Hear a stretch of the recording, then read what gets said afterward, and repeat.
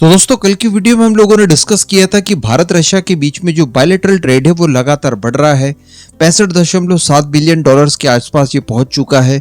आने वाले समय में ये और इंक्रीज होगा और कोई बड़ी बात नहीं है कि कुछ सालों में ये 100 बिलियन डॉलर्स के आसपास पहुंच चुका होगा। कहने का मतलब भारत रशिया केवल डिफेंस ट्रेड किया करते थे, लेकिन आज नॉर्मल चीजों के ट्रेड में भी रशिया भारत के सबसे बड़े ट्रेडिंग पार्टनर्स में से एक बन चुका है। ऐसी परिस्थितियां संभावनाओं के कई सारे द्वार खोल देती है। एक जो सबसे बड़ी संभावना का द्वार खोला है वो ये है कि ये ट्रेड मैक्सिमम भारत और रशिया की लोकल करेंसी में संपन्न हुआ है, जो कि भारत रशिया दोनों के लिए ही बहुत बेनिफिशियरी होगा इन फ्यूचर।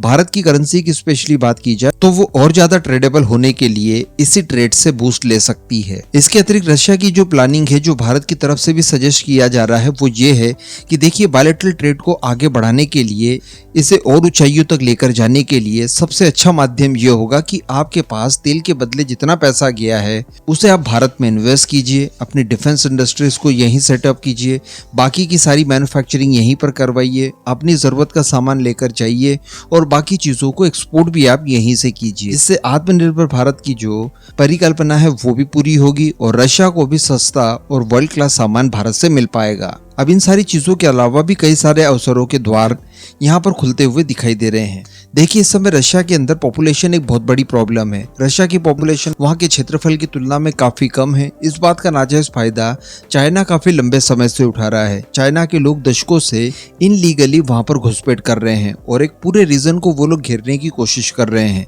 यानी रशिया चाइना की जो बॉर्डर्स है उन इलाकों में चाइना के लोग बड़ी संख्या में बस चुके हैं और एक तरह से चाइनीज इलाके इन्हें घोषित करवाए जा रहे हैं, ताकि इन फ्यूचर उन एरियाज पर जहां पर चाइना क्लेम करता है कि ये हमारा है, उन्हें कब्जाने में चाइना को मदद मिले।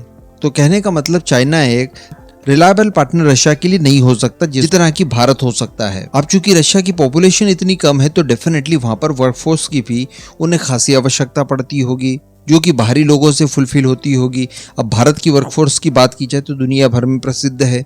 दुनिया के लगभग सभी कोनों में भारतीय वर्कर्स आपको बड़ी संख्या में मिल ही जाएंगे। तो क्या ऐसी परिस्थिति में भारत के लोग रशिया नहीं जा सकते? इसके साथ साथ पर्यटन का भी एक मुद्दा भारत रशिया दोनों के लिए बहुत ही ज्यादा हॉट टॉपिक इस समय बन रहा है। तो इन सारी चीजों को सुगम करने के लिए भारत रशिया द्वारा बहुत ही जल्द एक और नया स्टेप उठाया जाएगा और ये होगा वीजा फ्री एंट्री को लेकर। जी हाँ, बताया जा रहा है कि भारत और रशिया जल्द ही एक बहुत ही महत्वपूर्ण फैसला कर सकते हैं, जो कि पर्यटन और बाकी क्षेत्रों में एक दूसरे के लिए अवसरों के कई सारे द्वार खोल सकता है। इसके लिए दोनों देश आपस में फ्री वीजा सिस्टम शुरू करने जा रहे हैं।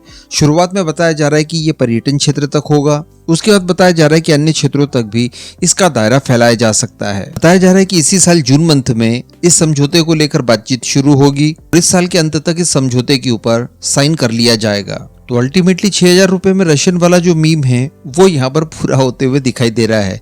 बाकी इस पूरे मुद्दे पर आपका जो भी मानना हो नीचे कमेंट करके जरूर बताइएगा।